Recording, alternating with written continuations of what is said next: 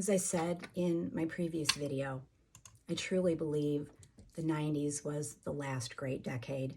Music was gloriously spectacular and easy to access.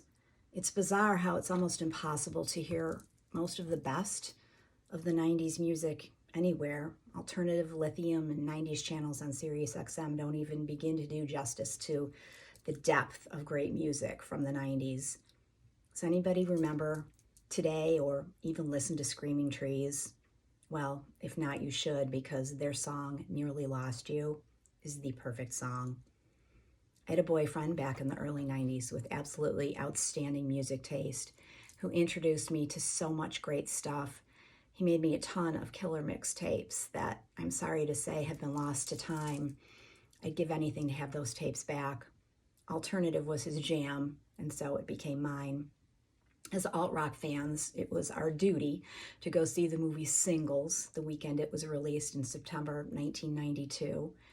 That's such a great movie, killer soundtrack, and Nearly Lost You was one of the songs on the soundtrack, but it was originally actually released on their 6th album, Sweet Oblivion, and is really about a drug-induced trip that singer Mark Lanegan took that pretty much messed him up. Screaming Trees, although pretty obscure today, were at one time considered pioneers of the grunge scene. The video for Nearly Lost You is quintessential early 90s grunge, shot at the Ellensburg, Washington Rodeo. The band was from Ellensburg. I was not ever heavily into grunge. I was too much of an early Gen Xer to be really captivated by the grungy sound. However, there's an almost psychedelic aura to this song that, in my opinion, elevates it above many of the more popular songs in the grunge category. The intense combination of who at the time was a relatively newcomer to the band, Barrett Martin's potent drumming, Gary Lee Connor's fierce guitar, and Van Connor's heavy bass line just make for a thrilling intro.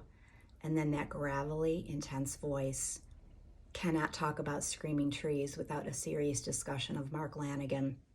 But I don't have time to go into depth here about his greatness and his troubles. Just suffice it to say that early 90s Mark Lanegan, oh my goodness, the long hair blowing in the breeze and those sexy sideburns. Long-haired musicians and sideburns just do something to me. His voice and presence was supremely sublime. I hope he has found peace in death that he wasn't able to find in life, and rest in peace to Van Connor as well. I've been listening to this